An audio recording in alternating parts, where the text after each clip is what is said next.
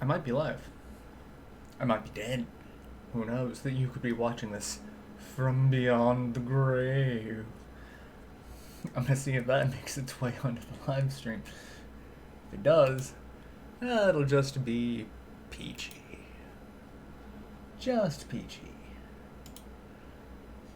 So, if I am live, which I do look to be, hey, I'm live. Hello, ladies and gentlemen.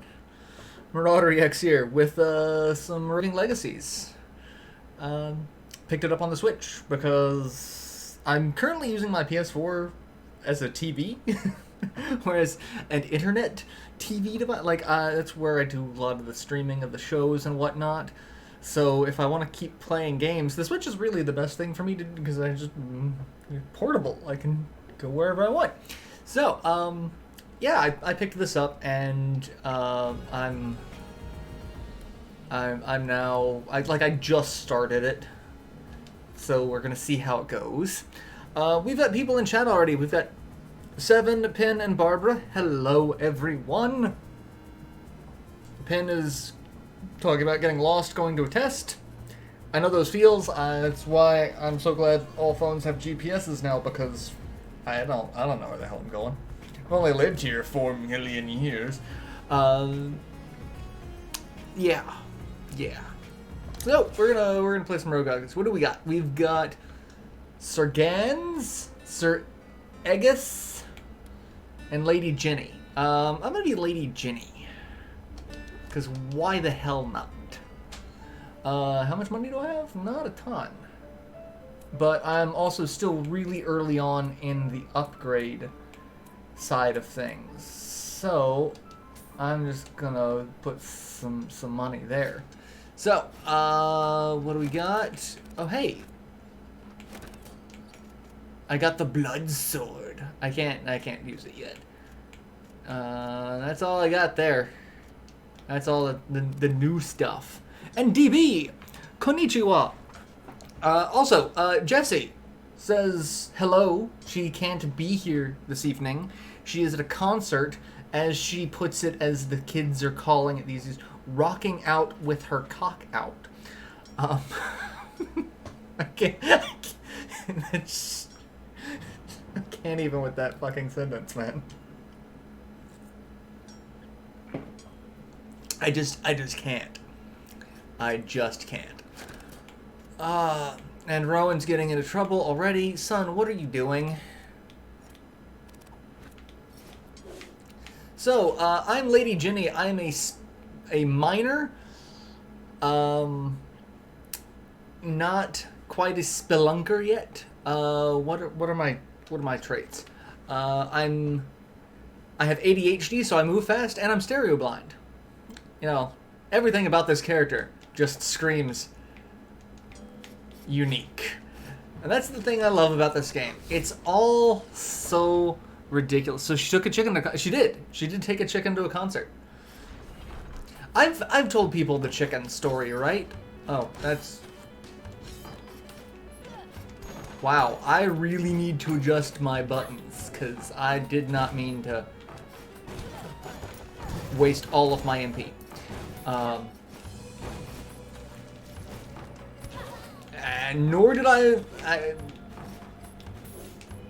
Yeah, I'm... buttons. I'm also just getting used to playing on the Switch. I've been playing on the PS4.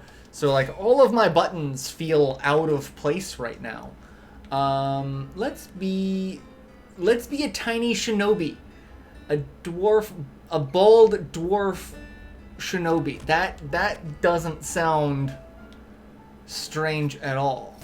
So yeah, that's that. I gotta attack with that. And I hate how A is...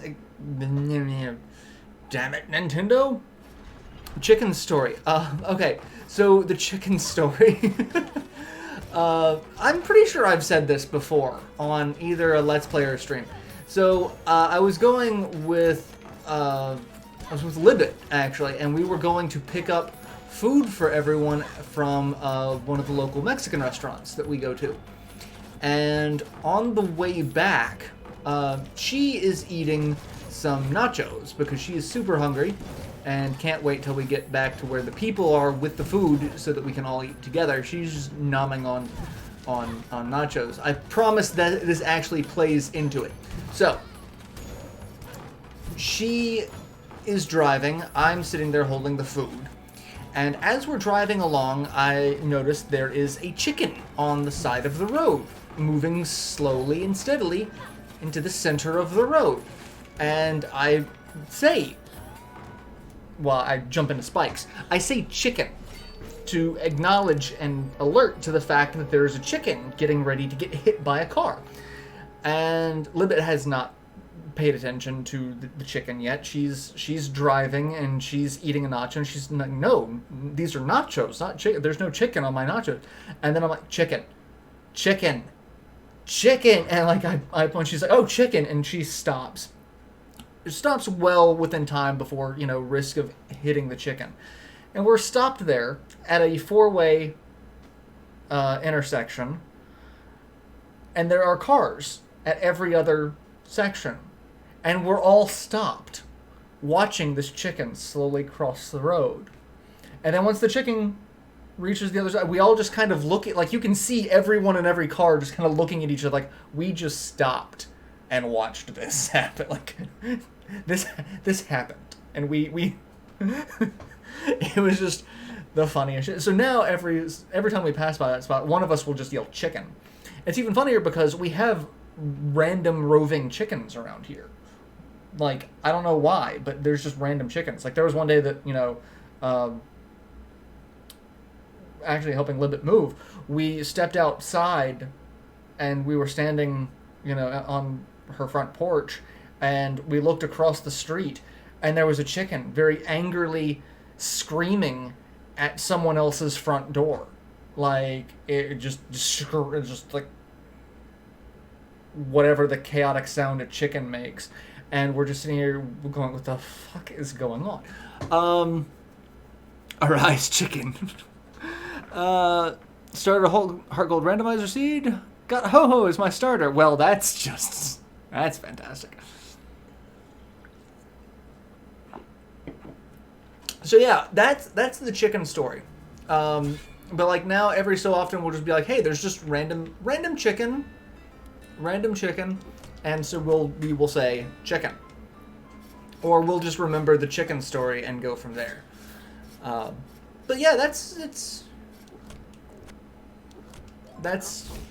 chicken. Chickens are, honestly, a lot of poultry can be real. I mean, chickens they can be really aggressive, and they can also just be dumb as a sack of hammers. My brother was raising chickens for a while, and I don't know if he's going to continue doing that or not, because there were days that he wanted to deep fry them all. Because they are, as he puts it, the dumbest creatures on the planet.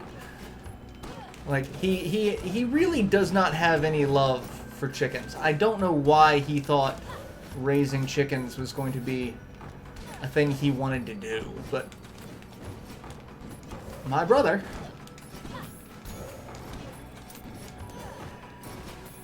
does some weird and interesting things.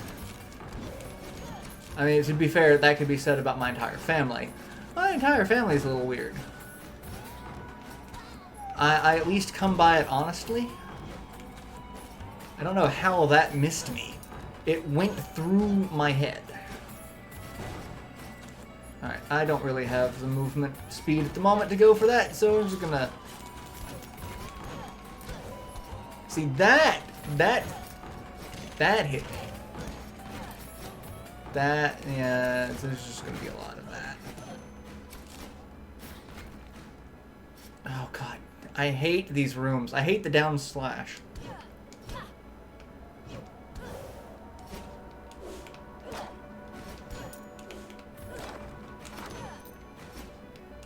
And oh no, do not want to be there yet. Do not want to go to the Maya yet. I am not capable of this. Chickens are mini dinosaurs. So what's the answer to the question? What question? You're a minor? Where's the adult supervision? Well, okay, so I've started recording again. And I don't know if I actually like this project yet, to know whether or not it's going to go out. But I make a terrible dad joke, and I actually do have to apologize for that one. I'll go ahead and apologize for it here as well, but I apologize for it in the video, because I'm just like,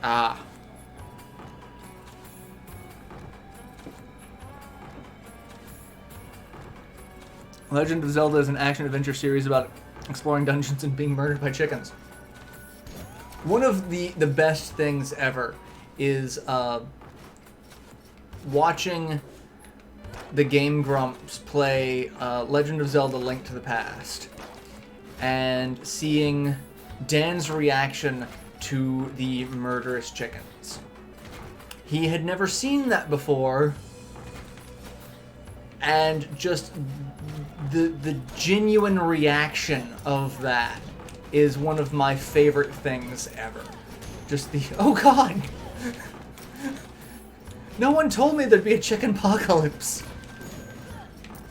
And, like, just, it's one of those moments, that's why I really enjoy Let's Playing, is because there's so many moments like, you didn't think this was gonna be a thing, did ya? Well, it is. Hey, there's Santa in the background. And I am going to die. Oh, no, I hate the physics. I hate the physics when it does that. Hit that guard and you just kind of go all over the place. All of your forward momentum comes to an end. All of your momentum sending you backwards, however, it just is exponential. I'm just gonna beat the crap out of him and go this way. And there's nothing down there. Okay, well. You just stop being a thing. Just stop existing. Oh god, you can go down the hill. I am really not doing well to start. And let's pray for assistance and see what we get. Sharon's, oh, okay, that's not too bad. That'll... Nope. Not as a giant. And I'm dead. The question, the quintessential question, why did the chicken cross the road? You've seen it, now tell us what I understand. Why did the chicken cross the road? Because it could. It could cross the road. It did cross the road. It made 4 cars stop and stare at it. Because it had the power. Really, I think the chicken crossed the road because it just wanted to. No, I do not want to be the Archmage. I don't like the Archmages. I do like the Assassins, though. Alright, let's see. I can use the Blood Sword. It lowers my health, but adds 2 damage, and gives me vampirism. But right now, having damage is kind of a good thing. I cannot equip the chest plate because I don't have enough weight. I can't wear that because I don't have the weight. So, let's add some weight. Except now I don't have enough to really do much anything. So I'm just going to add more damage and go from there.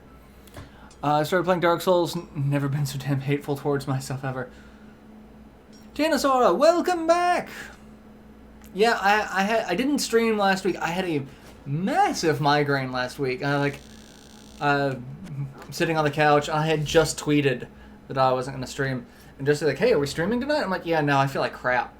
And then, like, 9:45 that night, her phone finally, damn it, not what I wanted to do. But now I'm going to see if that's going to send me all the way back because now I can test that. It's not gonna work. No, it only does it per screen. Okay, and it goes away when you leave the screen. Good to know. Oh God, so many eyes.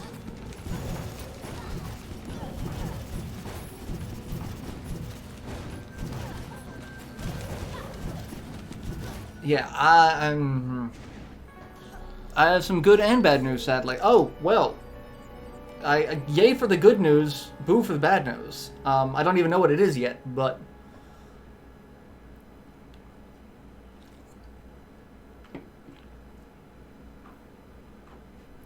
Yeah, 9:45 that night. So, like,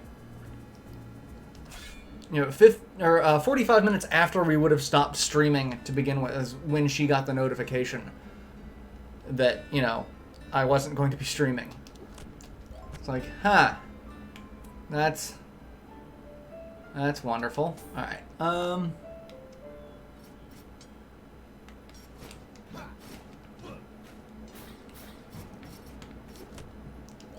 Confirm. Do you remember me talking about my dog Scamper? Vaguely. I do remember a little bit about that. I'm guessing the bad news has to do with dog not doing well health-wise. Oh, hey. Oh, I'm not actually a midget. I'm just so used to being a giant now that I don't know what a normal-sized hero is. I should not have landed on that without taking damage. Sometimes rooms like this are just like, hey, we have a hidden chest, but I don't see anything.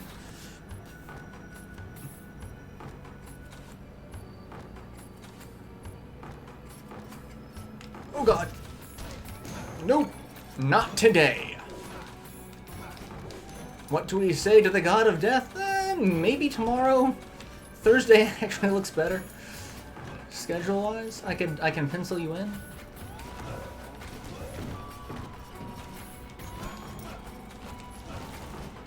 Oh, really?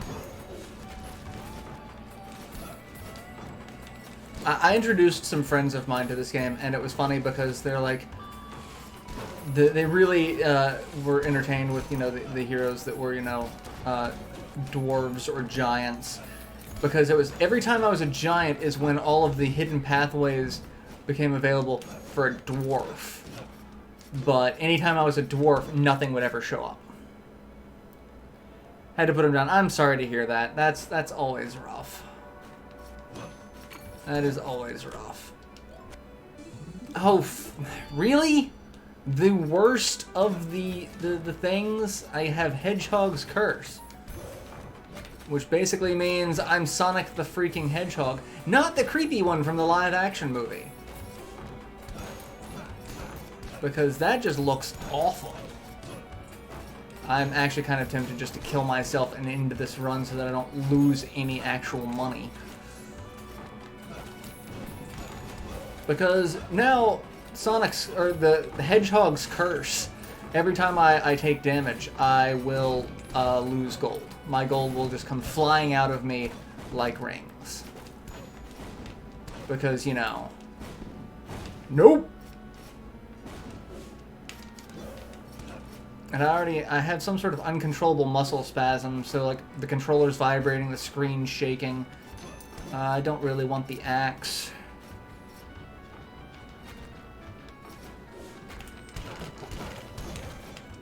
And I don't like the portraits. They're my least favorite of all enemies. All of them. What do we say to the God of Death? Sean Bean is over there. 15 years old. Well, at least, you know, so thank you for not streaming last week. I mean, you're welcome. I guess. Like, I did it because I couldn't, but, like, yeah.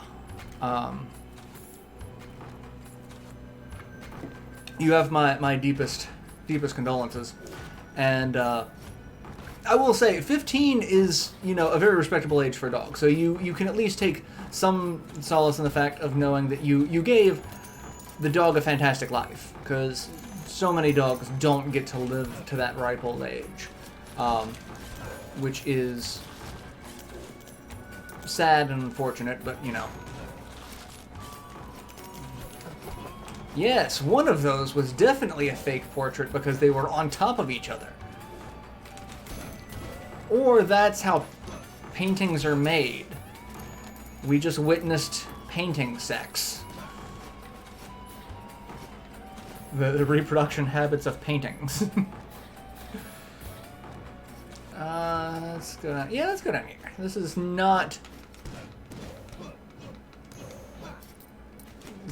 the land of darkness, so I'm kind of okay with this. We've got 1,400 gold already. Let's see. That is the land of darkness. We're not going there. I am in no way capable of that at the moment. And I'm definitely not going to go after a boss with Hedgehog's Curse.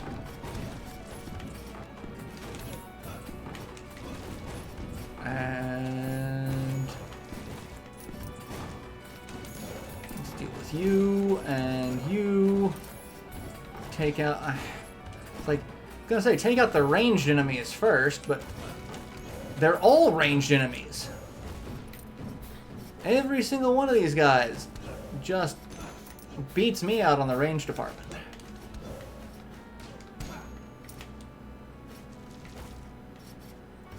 Like, there's a treasure chest up there. There's a crunch berry underneath the fridge. He was a dog I had since elementary school, roughly 4th grade, 24.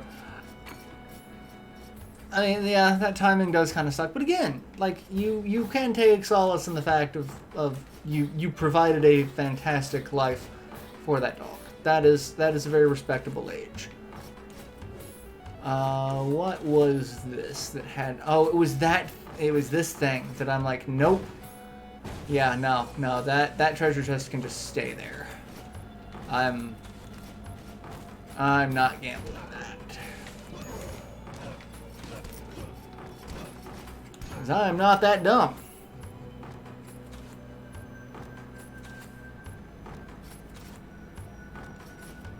And I don't know why that one hit the ceiling, but we'll go with it, because that means its fireball's not flying in my face. 2,000 gold, that's so much money for right now.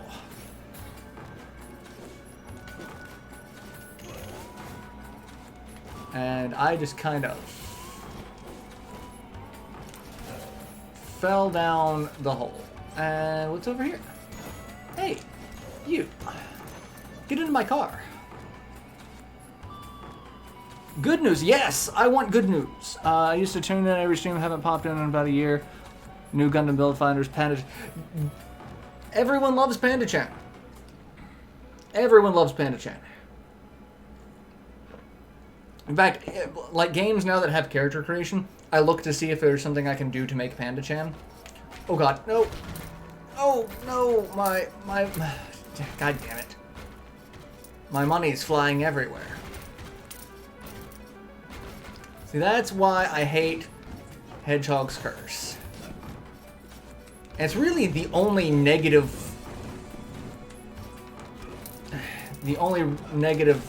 thing you get from the prayer altar.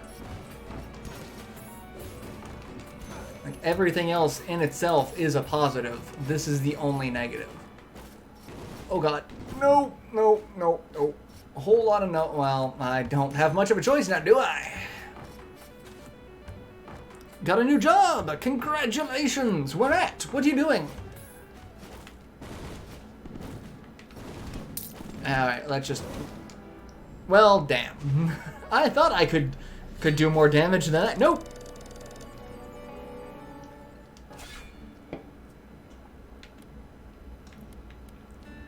I really don't want to... I really don't like the Archmages. Like, at all. I lost like 600 gold. Love Hedgehog's Curse. so much love for that.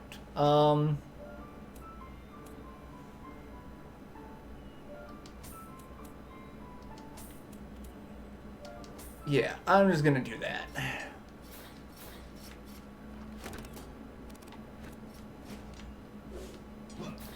Alright, let's go inside. Six Flags Near Lake. Working as someone in merchandising. Ooh, merchandising.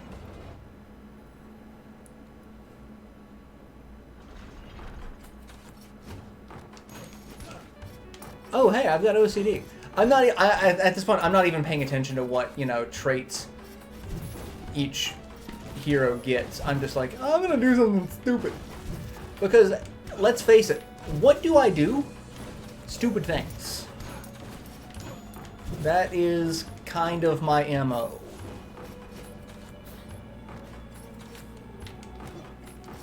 You should die in one hit, but you don't. I love it when the zombie's like, oh, no, I'm just gonna go back into the ground, you know, do zombie things.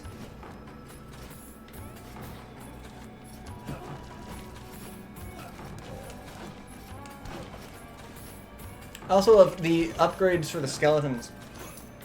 The level 3 version of a skeleton is called a McRib. It's hilarious. $11 an hour, $16.65 over time. Get time and a half. Fantastic.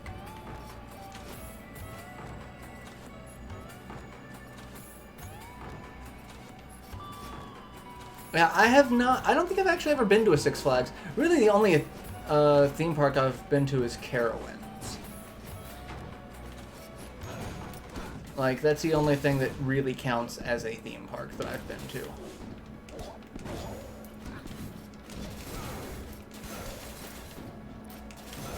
And I'm gonna die because this game really hates me right now and I would love more health. And I would love to not constantly get shot at as soon as I walk into a room. Yep.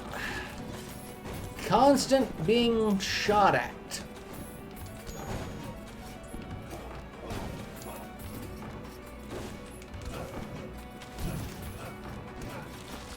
I'm kind of tempted to get my PS4 and bring that back in here and show like just how far I've gotten with this, because it's like, yes, I'm not completely terrible at this game.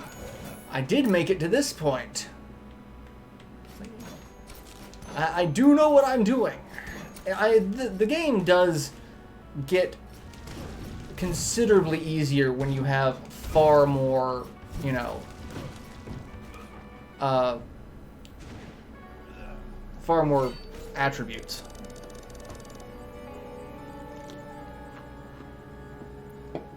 Is this like a Metroidvania randomizer? So this is a roguelike that has Metroidvania elements. So it will randomly generate a castle every single time. We also get our pick of one of 3 heroes for the next generation. It's the same family tree. So this is the next generation. You get to pick who's going to be the next person to go into the castle, to unravel its mysteries and figure out why your family sucks. Basically, each generation has you get one of, I don't even remember how many classes. Because the classes all have upgrades too, so like, Barbarian becomes Barbarian King or Queen, Assassin, I forget what these guys are. They're everything.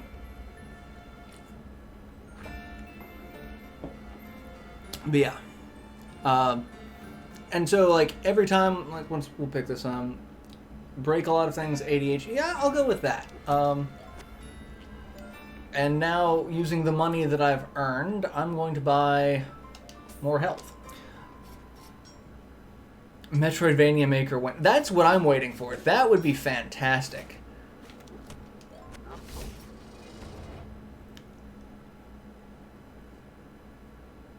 Another good news piece. So here in the main room, we have the door here with, there's 4 bosses, and then once you beat the 4 bosses, you can go in the door to fight the actual castle boss. And then there's a map which shows you the layout of the castle, except it's not really the layout of the castle. It's just, you've got the castle. Above the castle is always going to be the Maya, the tower. And then to the right of the castle is always going to be the forest.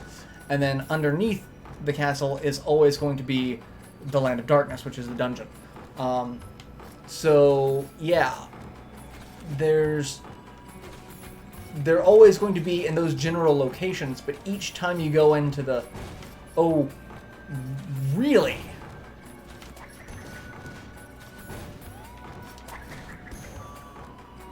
He's a biggin. Was not expecting to see him. It's a little early to see him. He's a guy I really don't want to deal with. And these are guys I really don't want to deal with, but I'm dealing with them anyway.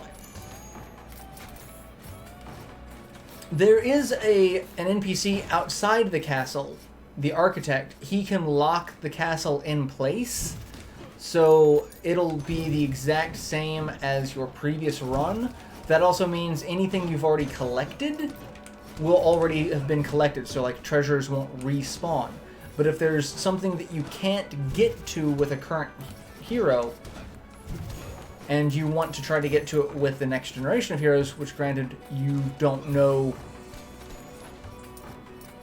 what the next generation is actually going to be. So like if there's a section that you need a hero with dwarfism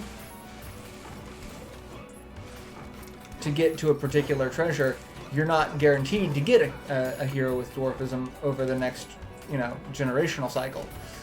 But you can have the architect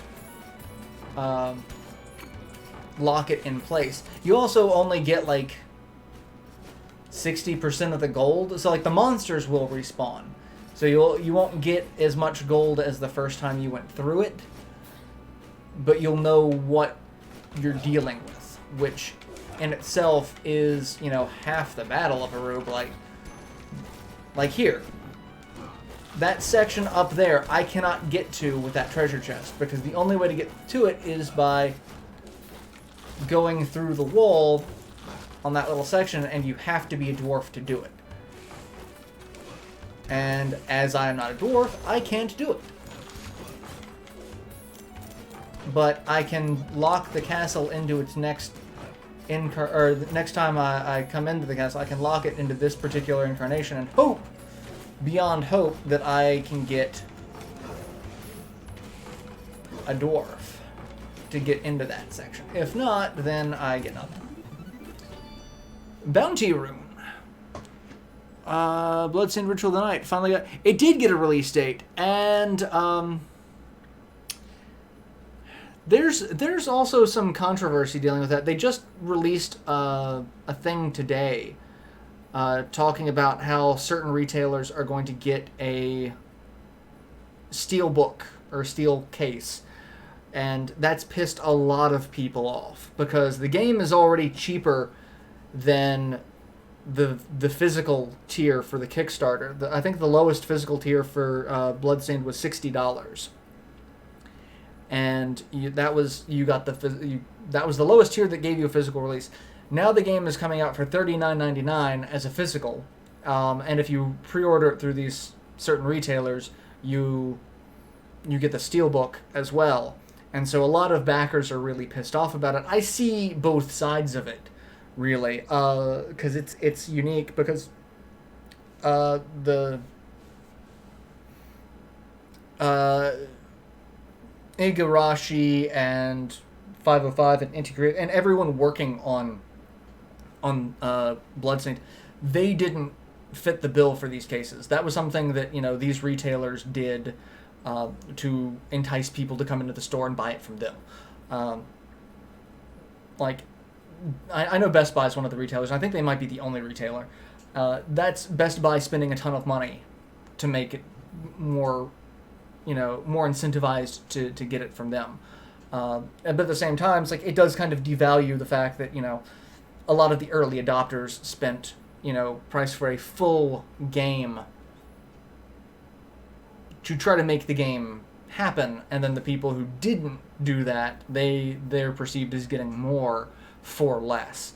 I don't necessarily agree with it, because like I feel we've gotten a fair bit. Like, we did get the backer demos, and a lot of people like backer demos are worthless. They're not indicative of the final product, etc., etc., etc.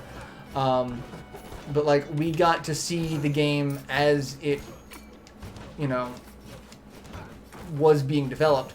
We also got anyone from the $60 tier and above got Curse of the Moon for what the hell? God damn it! Well, now I just lost some money. Thank you, game. So like I don't feel that was necessarily, you know, a waste. I do feel a little upset that there's a lot of things that were listed as backer exclusives that are not backer exclusives. There was a survey that went out so people could vote on what to do with some of the DLC type stuff, and it wasn't for backers only, it was everyone. So like, that's a little disingenuous as well. It's like of course people who didn't back it are going to be like, yeah, no, totally, don't make it backer exclusive because, you know, we didn't back it. So it's like, I get the frustration with that too. I think it could have just been handled a little bit better on all sides, but I don't think everything is necessarily, you know, terrible. Like, I've definitely seen more mismanaged Kickstarters that left a major sour taste in my mouth, but I don't think this is one of them. I do think it could have been a little bit better.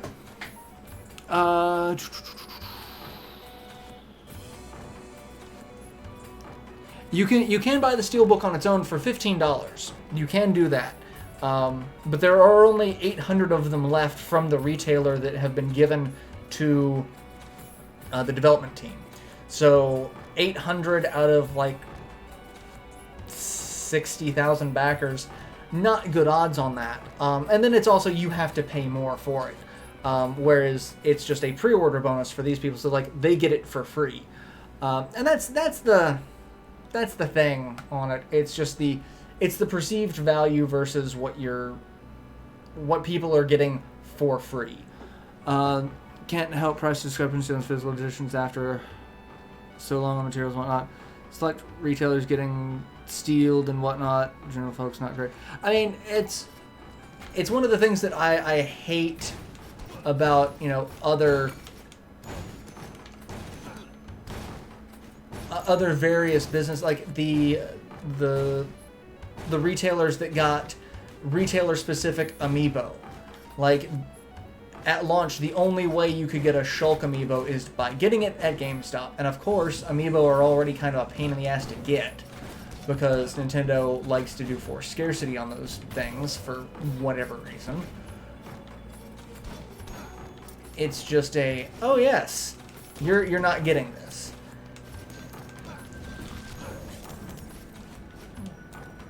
And retailer exclusives are just kind of obnoxious.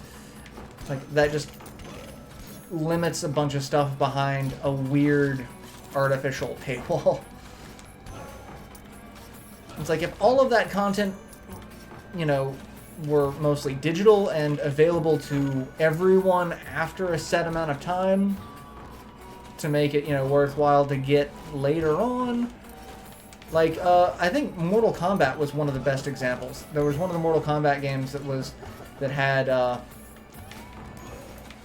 you could get different ninjas, or different alternate skins for various ninjas. So, like, you could get different Scorpion skins if you ordered it through Best Buy. You could get different Sub-Zero skins if you got it from GameStop. You got different skins if you got it through Amazon, like they made that, you know, it's like, oh, who's your favorite ninja? That's kind of where you're going to go to get it.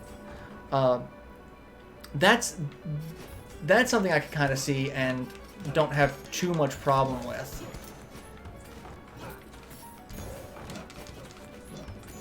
And the fact that all of those costumes were made available, you know, in DLC packs later on, it's like, okay, so yeah, even if you didn't get, you know, the Sub-Zero costumes and you really like Sub-Zero, you could get them later. And in those cases, it's all cosmetic. It's not, you know, anything game-related. It's just all cosmetic. So that's... I get both sides of the argument there, and I'm not entirely sure which way I lean towards more. Like, I would like to have the Steelbook. It's not, you know, it's not going to make or break my gaming experience on it, because I did opt to go for the $60 tier, which is not the super collector's edition tier. And normally I do collector's edition type tiers, but for a lot of Kickstarter stuff, I kind of lowball it. I go for whatever gets me the physical edition. So like Battle Chasers, for example. Battle Chasers is a series that I love. Like, it was one of the comics that, you know, inspired me when I was doing tabletop gaming. So much of my tabletop universe is based off of Battle Chasers. I got the lowest tier that gave me the physical edition. There are so many higher tiers of that had like custom artwork from Joe Madureira, you know, a physical soundtrack. I think maybe a physical, I don't know. I don't remember what, but like there was a ton of stuff. And I'm like, and at the time, actually, when that one came out, it was like most of it was all digital. Like 90% of the stuff you were getting was just digital copies. Like I don't care so much about the digital. If it actually had a collector's edition, like the Indie Box stuff, or like what I've got for Ys 8 or Octopath Traveler, you know, anything else, that's a different story. But for the most part, a lot of these, in fact, you know, since I can do this because I'm here. I'm gonna do this. I'm going to look up the backing rewards because I'm curious about this now. So,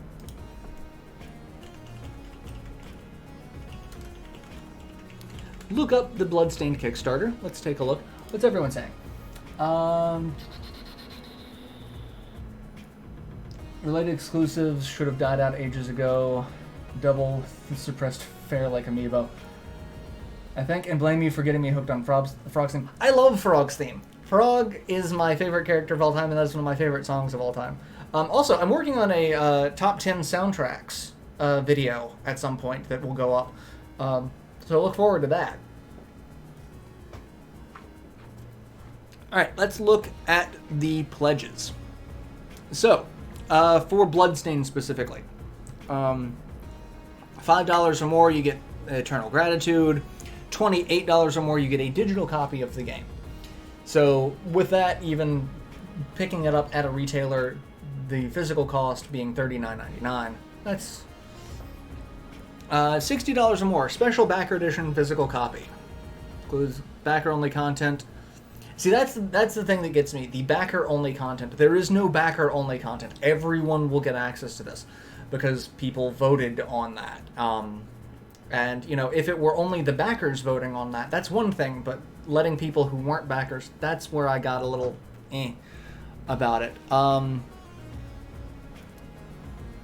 Then there's a $60 special backer edition digital copy, $100 or more, Alchemist Treasure, physical copy of the game, backer exclusive content, plus a keychain, lapel pin, CD soundtrack, and digital album, retro strategy booklet, and your name in the credits. That's the one I probably would have gone for if I had the money to. And that's the thing. A lot of these times I don't necessarily have the money. 150 or more. So softcover art book plus everything included with the $100 tier. So that's, you know, $50 for an art book as well. Let me look at the Battle Chasers. Because I'm curious about that as well. MarauderEX. Back after playing with my dog and getting some dinner. Yay, dinner! Let's see. $5 more, get your name in the Hall of Citizens credits on battlechasers.com. $20, you'll get a digital copy of Nightware on your choice of available platforms, access to beta level events. $25, early backer digital edition. $27, late bird digital edition. $30, digital copy of Battle Chasers, access to a Battle Runner forum badge. $40, so like this one, 40, 55, 70, digital edition, 90, 100. All things Battle Chasers Deluxe Edition adds digital issues, all upcoming 10, 11, and 12 as they're released. I think I went with $100 on that one, because it's not showing me what I did, because I'm not actually logged into Kickstarter at the moment. So I'm pretty sure I did that, and then, because Battle Chasers was supposed to be digital only, when they partnered with THQ Nordic, is when they're like, oh yeah, we're going to do, because we're partnering with them, we can do a physical edition. Physical editions are now going to be for these tiers, and you know, for these tiers and higher, you also get a digital edition. So I'm pretty sure I did the $100, and so I got a digital edition of the game on the PS4. I got my physical copy on the Switch. I have the soundtrack digitally, and then I'll also get the comics. But like, you didn't start getting a lot of physical rewards until, you know, the $200 tier and up. Like, for the $300 tier, you get the Battle Chasers Nightware art book signed by Joe Madureira. The $200, you got a T-shirt copy of okay, so the $200 is where you got the physical copy. Oh no, just of the art book, so not even of the game. So yeah, that's all still, yeah. A limited edition 11x17 print featuring key art from Nightware and name on battlechasers.com. So like, yeah, like that's, I think a lot of people's problem with Bloodstained at the moment is the wording that there was backer exclusive content, and there is not backer exclusive content anymore. Like that's just the long and short of it. That's kind of gone now. So, and I get it. Like, a part of me is like, yeah, I want to have a little bit more of a reward for putting my money on the line earlier. Like, I gave them the product, I gave them the money years ago with just, you know, concept of the product, and, you know, people who come in spending a fraction of that are able to get, you know, a little bit more, or at least appear to get a little bit more. Like, I see where people are a little antsy about that. But, personally, you know, not too bad. Yeah, I'm going to go ahead and unlock the Lich. So we have a new class. And then we can upgrade the Lich, except I don't have the money to do that. What do we have here? We can upgrade the Shinobi. And we become the Hokage. Believe it. And so I don't know if that means my current. Yes, it does. So I have the teleportation jutsu. And hey, there's Santa again. Hi, Santa. Bye, Santa.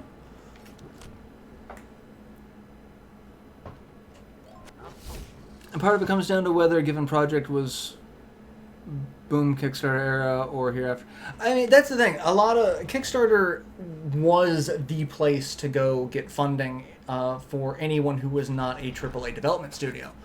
And now it's kind of not, because a lot of people have gotten a little burned out on Kickstarter. You've got, you know, large projects like Star Citizen that have raked in obscene amounts of money. I mean, hell, even Bloodstained racked in like over $5 million. So like that's an incredible amount of money for, you know, a first outing for a new company. But, you know, these are not, you know, new to the industry people. These are industry veterans. So obviously they were aiming pretty high with what they wanted to deliver.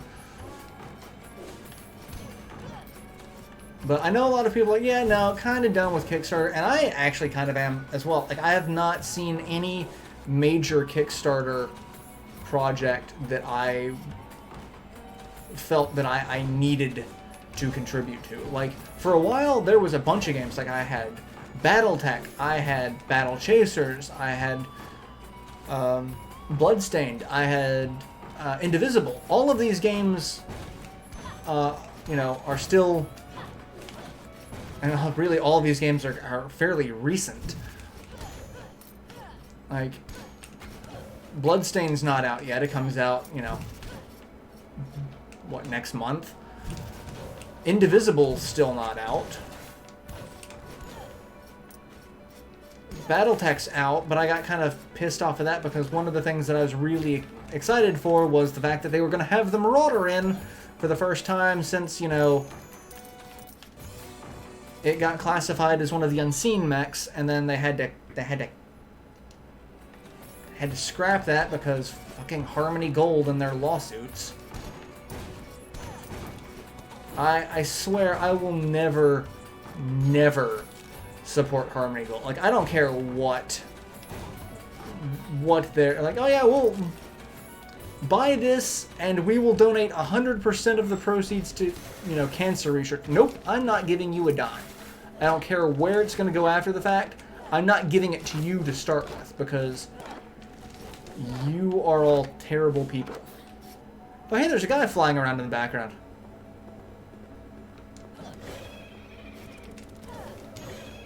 Yeah.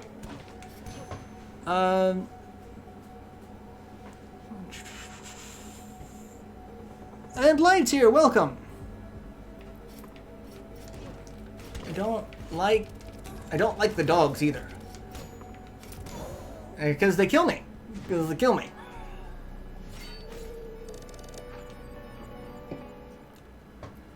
Early access rose more. Steam's changes with direct greenlight. Rise of Switch and consoles. Patreon. Games media kind of stopped aware. I mean, yeah. Let's see. Barbarian King, Assassin. I'm gonna be Sir Darwin. I'm very flexible. Yes. I have no idea where I'm going. Like, there was some sort of innuendo there that I was just like, I cannot with this right now. Just.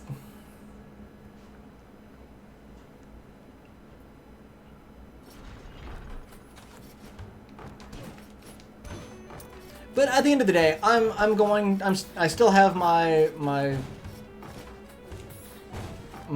backing for Bloodstained. I'm still really excited about Bloodstained. And, you know, the way I look at it, at least in my case, like, I've got my money's worth out of it. Like, I would like the steel case, don't particularly care because I still have the physical edition. And, like, there's not going to be, well, I mean, at least at the moment, there's not going to be, like, a physical collector's edition that's retail only. That's one thing that, you know, like, Way Forward has done with Shantae, Half Genie Hero, that there were some, you know,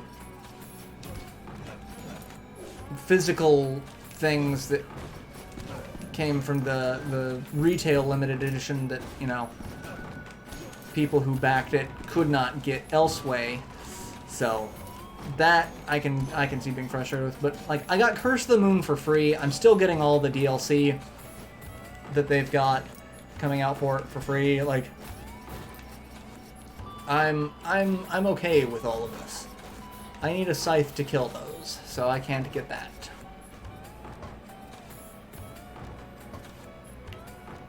finite amount of classic devs going for the last ride, Tien style. I mean, that's the thing. Like, I really think a lot of it is that these developers go to Kickstarter for their first project, and then like we've proven ourselves now. I did not mean to jump straight into that.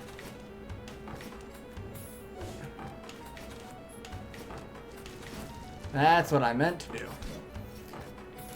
Because, like, for now, I don't think, like, Battle Chasers 2, I seriously do not believe Battle Chasers 2 would be a Kickstarter project.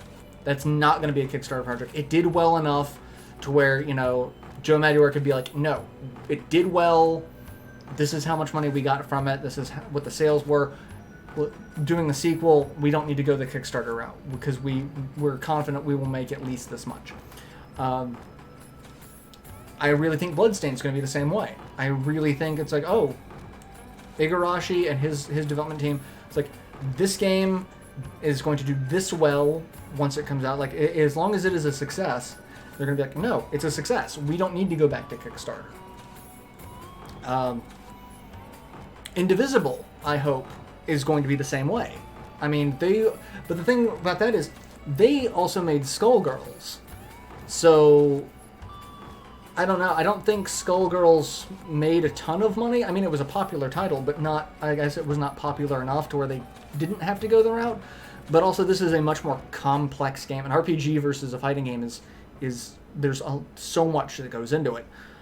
Fighting games have, you know, things like balance tweaks and things like that, but ultimately, the assets that you have to worry about are considerably smaller. RPGs can get really expansive if done properly. But yeah, I think a lot of these, like, especially the developers that do partner with an established studio, like Battle Chasers, you know, they worked with THQ Nordic, and Bloodstained's working with 505. Like, these are, you know, more established names. Like, they don't necessarily have to go to Kickstarter again.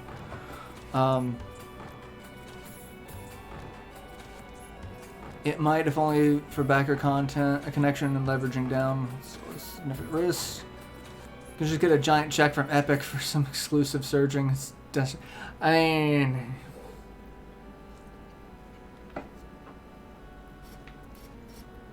Epic Games, give me money.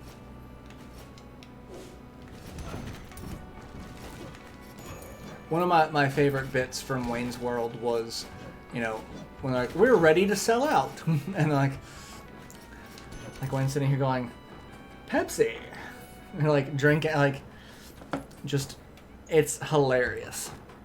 What's the conversation about? Kickstarter. Discussing Kickstarter and how it's a thing.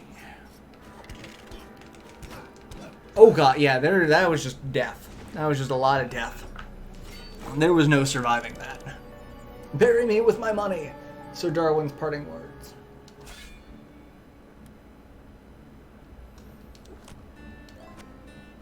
I'm super excited to finally play Bloodstained. That's just me. Like, I cannot wait. It looks amazing. I want to see how the Switch version's panning out, because that's the version I'm getting. Like, I've been craving me some Metroidvania.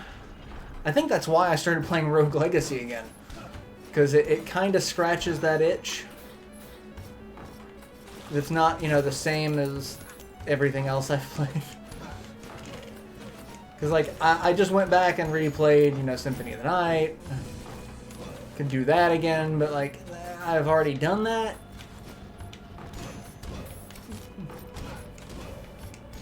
I could crush his skull, but I already did that today. For those of you who remember the early days of the internet, there was a webcomic called Bob and George, in which it chronicled the lead up and the events of the Cataclysm, which was you know, what happened when Zero woke up and how the X, or how the original Mega Man series transitioned into the X series, because Zero killed everybody. It's a super, it was a hilarious webcomic. It was in the early days of Sprite webcomics. It was really good. I liked it. But the, oh god, no, no. I'm not gonna, oh, I did make it. Haha, screw you. Now I have to survive.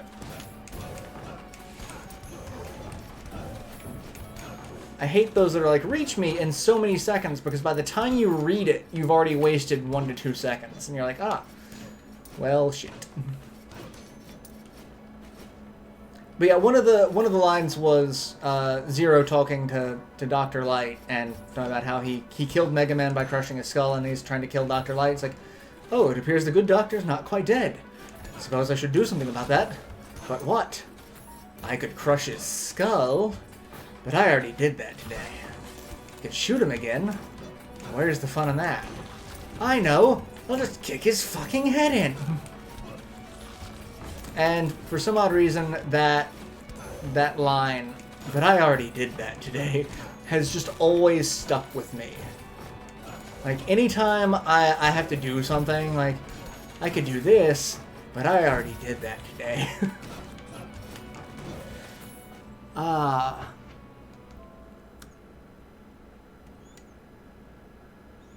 Hey, Marauder, what? So if the castle rebuilds itself between every one, would you say it's a creature of chaos? Yes. Does this mean Dracula's back? Picked up a copy of Smash Ultimate after half a year. I have Smash Ultimate, and I still haven't bought the DLC, so I haven't gotten a chance to play with Joker yet.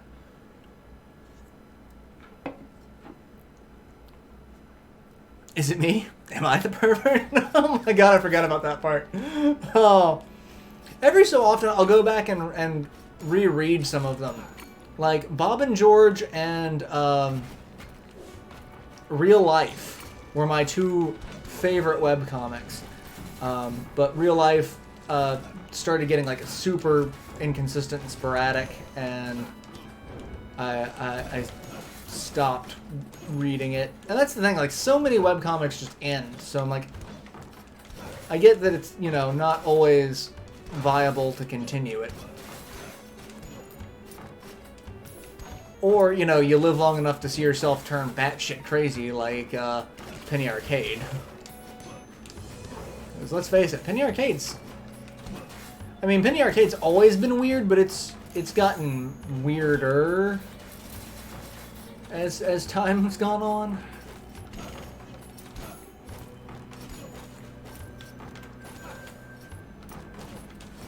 Like, trying to think about it, it's like, I don't know what, like, I have a whole list of webcomics that I read. Now I'm trying to remember what all is on it. Because I feel like there are a lot more webcomics that I read, and then I just, or there's really very few webcomics that I read, and it feels like more. I don't know. I mean, again, I could just look at my web browser, because I have my computer directly in front of me, and I could, you know, I can verify these things. Damn it, the author said he wasn't going to do that anymore. Alex, hello! Alright, let's take a look. See what webcomics I read. Between Failures is actually a really good one. Questionable content. I love questionable content. PvP, when it updates. Nerf now is funny unless referencing games that I don't understand. And then there's Mega Tokyo and JL8, which I don't actually read anymore. Yeah, so I guess I don't really read a lot of webcomics now that I'm looking at it. I thought there were more. I should remedy that situation, but liking to Richter, Lucina, and Ridley. I like Richter and Lucina, but that's also because, you know, I used to main Marth up until Shulk came out. Like, Marth was my main. So like I've just always been Marth, and Lucina is just like an easier to grab Marth because you don't have to worry about relation of you to the target. Mostly just read Girl Genius and The Whiteboard these days. I don't think I've ever read either of those. I'm going to look into them.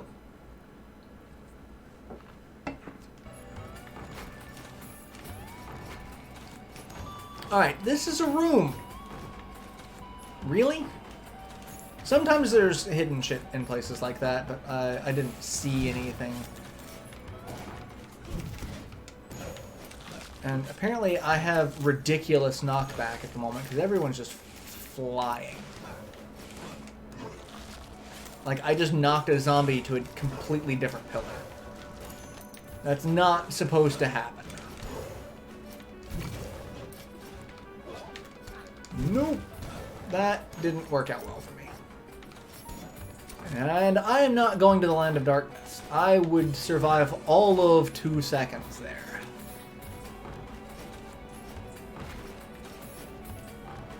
Let's see. Can go this way, though. A room full of a bunch of breakable stuff. And spiked balls. I really do like those spiked balls.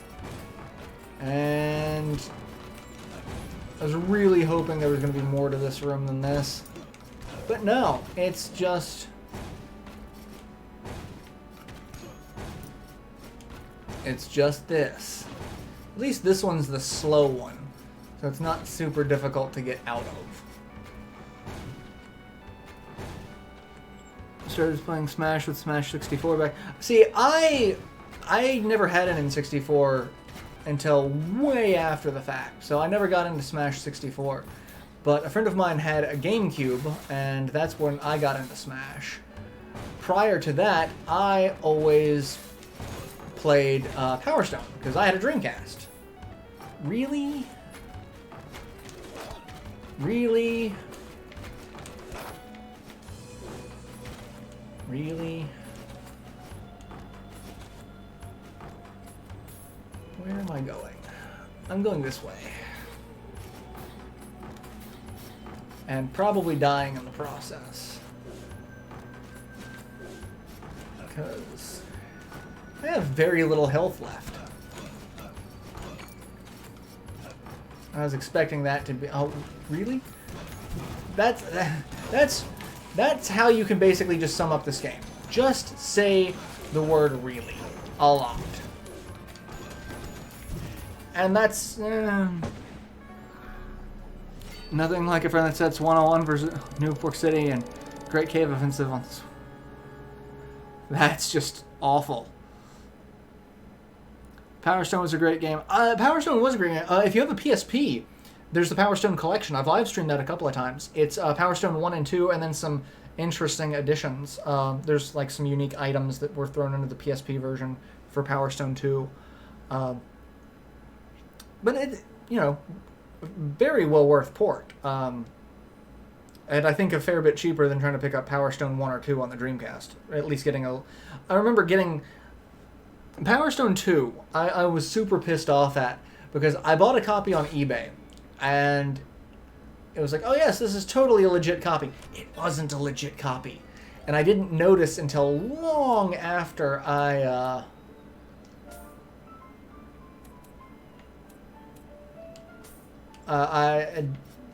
ran out of the return policy. Like, oh, this is... Because, like, my first instinct was like... it didn't have a case, so I opened it up, got it out of the sleeve. It shipped in really good condition. I checked the quality of the disc, how it looked. I just didn't look for the security ring. It's like... I just wanted to make sure it played. And so I popped it in my Dreamcast and started playing it. And then I never looked at it, because it just lived in my Dreamcast for so long, that it wasn't until, like... 2 or 3 months later when I went to switch games, I'm like, oh, wait, this is fake.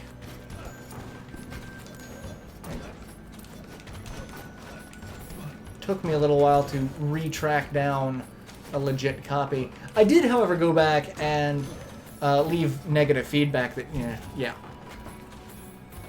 Fuck that. Next step in your rage grinding after this game would be Rampage Knights. What if Golden Axe mutated and got more spiteful?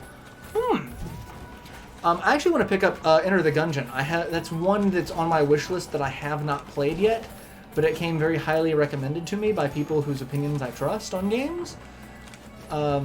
Same person whose opinion I trust picked up the collector's edition and had it shipped overseas so they could get it.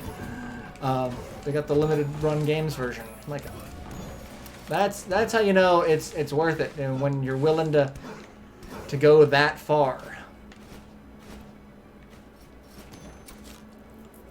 I'm trolly by nature, so I found it hilarious just running away. They had a Power Stone arcade machine at Youmacon. Oh, that's amazing.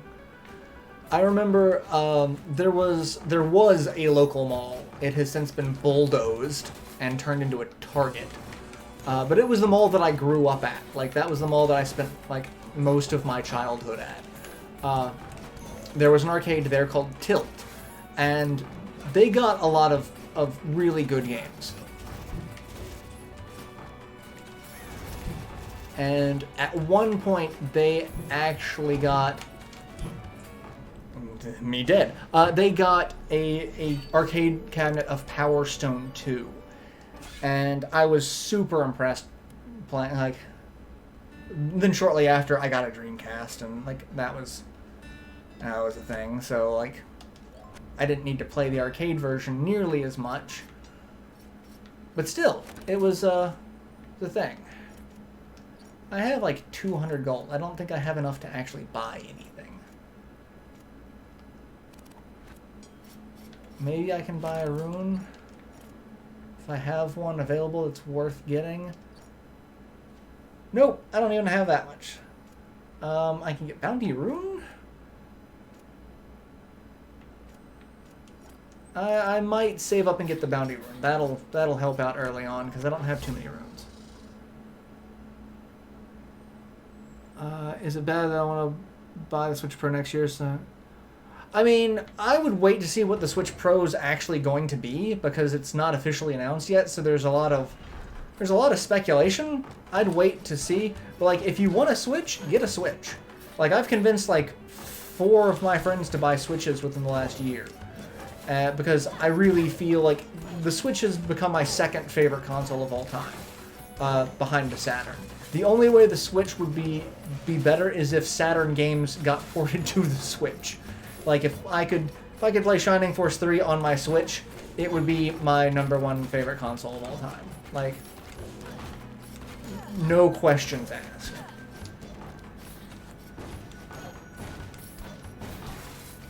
Like, that's just hands down. But I've had a lot of fun with the Switch. Like, you will take a fair bit of a hit graphically. Games will either be, you know, a very set resolution, very set frame rate.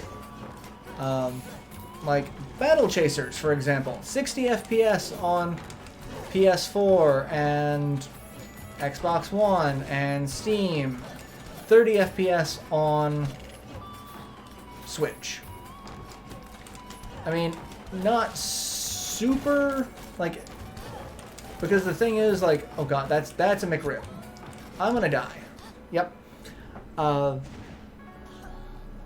Like, RPGs don't necessarily need to be 60 FPS. Like, I don't particularly care. Yeah, it does make it look a little prettier, but it doesn't do much. Yeah, I got nothing. Well, I'm also paying more attention to talking than playing at the moment, so I'm just fucking up left and right here. But yeah, like, as long as you're one of those people who's not like, yeah, it needs to be 4K and 60 FPS. Granted, you know, most other consoles, they have trouble with all of their games being, you know, 1080p and 60 FPS. Like, if you're going for, you know, that type of, you know, consistent fidelity, then really the PC is the only viable platform for you. Because most PC games are either designed with that in mind, or modded after the fact to make that a prominent feature. So, but like, if you want something that, you know, you can take with you on the go, and then you can plug into the TV and play full screen, relax on a couch, like, I know people who take their Switch to work with them and play it on their lunch break. I know, like, I've taken my Switch on various trips so that, you know, I can continue working on things. Like, you know, if there's a section of game, like, specifically playing Battle Chasers, knowing that there were some grindy segments, I would play, you know, Battle Chasers sitting on the couch watching TV so that I didn't get, you know, I didn't spend all of the time that I would normally want to be able to record grinding, but I'm also not sacrificing, like, yeah, I don't, like, I'm not gonna be able to catch up on, you know, the various shows that I watch per week.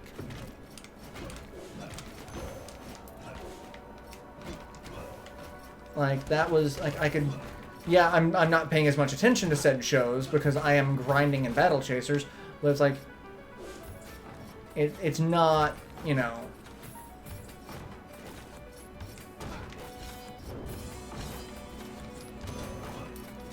like, I'm not directly having to pick one over the other. Like, I have, it has a lot more flexibility. I would like to see, you know, a little more with it. Like, I would really like to see some more classic titles show up. Like, I'm glad Sega did the Mega Drive collection and all that jazz, but at the same time, like, I can see a little bit more. Hey baby, you want to kill all humans? Graphics really aren't the main part of games. I mean, I've played Zork, which is all text, so like, yeah. Imagine Dragon Force on the Switch. I do imagine Dragon Force on the Switch. And the thing that gets me, there's a PS2 version of Dragon Force. It was part of the Sega Ages collection in Japan. Never brought over, never localized, but like that has a source code that could be ported. It's far easier because, let's face it, Saturn source codes were not, you know, well maintained or easily done because the Saturn was a Frankenstein of a console that coding for it was a nightmare. But like, Dragon Force can exist. I'm confident. Like, we're getting all sorts of other like PS2 remasters. We're getting Okami, Final Fantasy 12, Final Fantasy 10 and 10-2. Like, there are several PS2 games that are being ported to the Switch. Sega, do Dragon Force. I would give you I'd give you your choice of kidney, left or right, whichever one you want. You could take a kidney. I would give you a kidney for Dragon Force on the Switch. Skies of Arcadia on the Switch. We're already getting Grandia 1 and 2 eventually. I'm going to be buying that as soon as that comes out because I need yet another copy of Grandia 2. But why the hell not? But yeah, like, I'm looking at my Saturn library. I'd love Albert Odyssey, Astall, Burning Rangers, Clockwork Knight, Dark Savior, Daytona USA, Fighters Megamix, Guardian Heroes, Magic Knight Ray Earth, Legend of Oasis, Mega Man X4, which that's actually on there with the Mega Man X collection, Mysteria, Knights, Saturn Bomberman, Panzer Dragoon Saga, or, you know, Panzer Dragoon 1 and 2. Which there's been some talk that maybe the Panzer Dragoon Saga source code's been found. I want to hear more about that because that's, like, how? Like, everyone had been scouring the globe for that. Like, finding that's impressive. Port Skies of Arcadia to the Switch and watch Vice for Smash. I'd have Vice. Like, I'm actually still kind of surprised that Lloyd Irving's not in Smash because, you know, at least, you know, what was the one on the Wii U? Brawl? No, it was just Smash for Wii U. it was done with Namco Bandai. Like, Namco Bandai helped on that. Like, they did the Tales games. Like, I'm kind of... And, like, the combat's the same. It's you press a direction and a button to do a special attack. Like, Lloyd Irving would have translated so well, and I have no idea why he never showed up. Like, that's disappointing.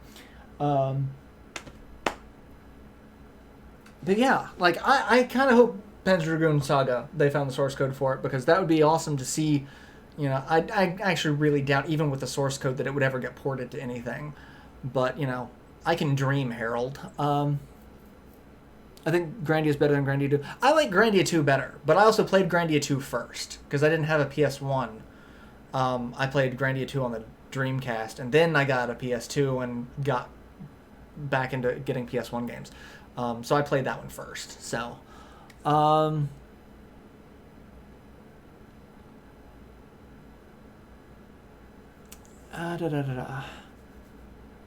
Bravely Second is game. Have 30 classes. Each takes around 10 minutes to grind to max level in the most efficient way possible. I just want to switch to play Octopath Traveler. It's a good game. It is. It got a lot of shit because of the end, but still a good game. I think Vice's final smash would be Pirate's Wrath. Either that or he would pull a Mega Man and summon like Aka, Fina, and someone else and do Blue Rogues. Either Blue Rogues or whatever the hell that other ability is. One where they basically hit you with the moon. That would be a thing.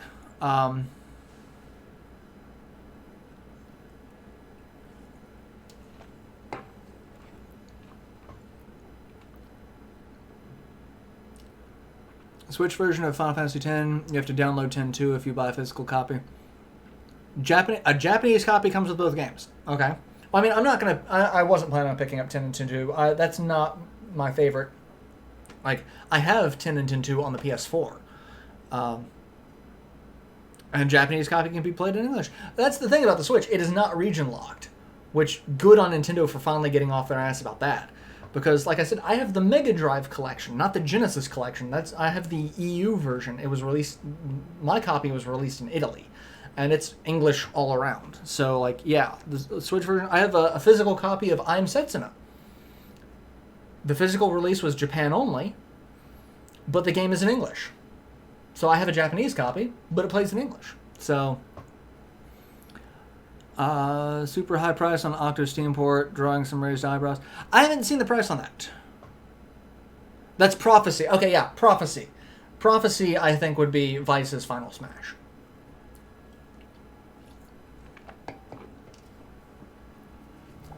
Because let's face it, Nintendo never misses a beat on being able to hit people with a moon. So...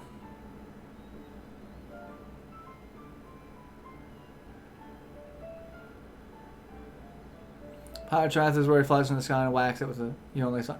Yes, that is Pirate's Wrath. Let's buy the Bounty Rune. That'll make... Because I don't have access to many runes at the moment. So let's do that. And do I have enough money to actually buy anything else? I can get a mana upgrade. Nintendo needs to do another Golden Sun. Nintendo won't do another Golden Sun because Dark Dawn did not sell well. And Camelot does not have the energy to expend that much resources into a game that did not sell well. They've said that Dark Dawn underperformed. They were disappointed with it. But they also have said that they would also like to do another Shining game. So, who knows what's actually going to happen. I'd rather them do another Shining game, personally, if, like, you know, can talk Sega into letting them use the franchise again for something that's not crap. If Prophecy got an unexpected solid kid to show up sometimes as a cameo, he probably could. Probably could. I'm just failing right now at the moment. walking into people, dying.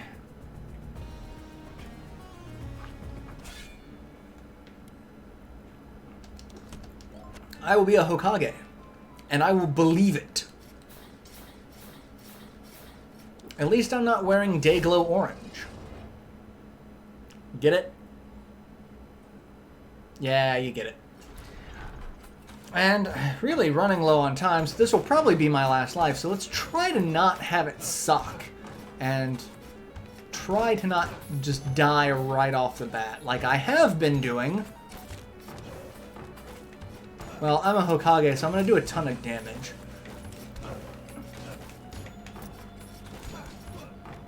Hokage are very glass cannon-y. I actually really liked the Lich starting off because their thing was they start off with really low HP and MP, but then you get 4 HP max on kill. So, you know, the more things you kill, the more HP you get. And then their special ability is you permanently transfer some of your HP to MP. So, like, you can completely modify your HP and MP totals based off of your kills and your use of the special ability. You can also sacrifice basically all of your HP and have a ridiculously large MP pool. Which, you know, not super advisable, but like if you go with, you know, a super heavy magic build,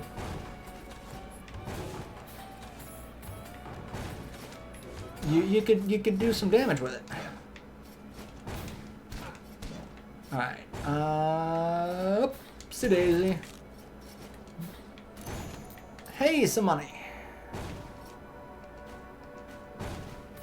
I'm just gonna leave those 2 candelabras. What have I missed the last 55 minutes or so? Talked a lot about games. And, you know, games that I would like to see ported. Games everyone would like to see ported.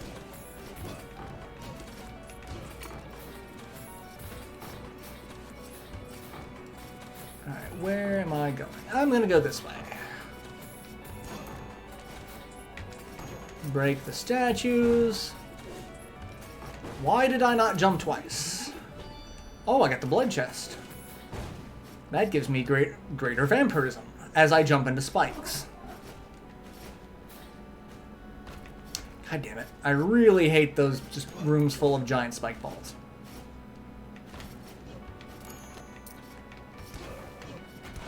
I really just kind of hate the spiked balls. They are kind of obnoxious. Well, I don't have much of a choice, so here we go. 1 hit and I'm dead. Now let's just go through here and see what's in... Oh, really? Okay. Well. Let's just do Blade Wall and have you walk into that. And I died. Because I'm brilliant! I am. Kane, good evening! You're just in time to catch the end of the stream. Sorry about that.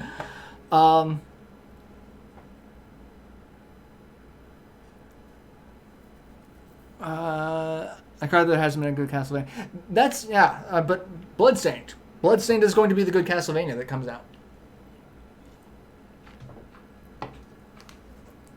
That it will. Alright, so I'm going to go and end this stream. Thank you all for tuning in. It's been a blast. Sir Hornsby was slain by a Plinky. Sir Hornsby's parting words were, purchasing equipment is cheaper and more flexible than raising your base stats. Thanks, Sir Hornsby, for your very pragmatic final words. And I think those are words we can all live like Dr. Phil or, you know, Jerry Springer's final thoughts. Yeah. Got a question. What question do you have before we go? I will answer the question to the best of my abilities. Because, you know, I like to I like to answer questions. Actually, I'm thinking that that's also going to be something I'm going to do at some point, is do just a live stream, that the entirety of the live stream is really just Q&A. Like, people ask whatever questions they want, I answer. If you're on Discord still, mind if we voice chat in a bit? I've got some things to do around the house first. But yes, we can at some point. I don't know if it'll be tonight. I don't know if it'll be tonight, but I will try to set some time to do that. Because, yeah. I still have the Discord. I never use it, though. I really should do that. Really should do that. What are licks? I always call them liches. Licks, L-I... or L-I-C-H, really. They're undead spellcasters. Like, they're... I've always considered them, like, skeletons are like undead fighters. Liches are undead sorcerers. Like, they have a little bit more cognitive function and the ability to cast magic. Plus, they can also make or turn more undead, where other types of undead very rarely have that ability. But yeah, one of these days I'm going to do just a conversation, like Q&A live stream. Like, we'll just sit here and shoot the shit. I gotta let you know yeah, let me know. There are, like, several ways to send me private messages, either, like, on Twitter. I think you can here on YouTube as well. You can send private messages. So yeah, just let me know, and we'll figure something out. And yeah. Like I said, I've started recording. I don't know if I really like this project or not. I'm hopefully going to finish it this weekend, and then it'll start going up next weekend if I really like it. If not, whatever I manage to start recording this weekend will probably go up next week, because I'm starting to get back into the habit of recording more. It's just do I like the quality that I'm doing? Also, if there's like a short game you want to see me let's play, like 16-bit era platform, or one that's, only a couple hours long, let me know, and I'll see about, fitting it into a rotation of that, because I'm looking for some shorter projects to get back into, to, get my legs back under me in terms of recording. So, Q&A would be weird here, but then, yeah, streams are a little weird here. So, but yeah, I will see you all next week for another stream. So, yeah. Bye, everyone.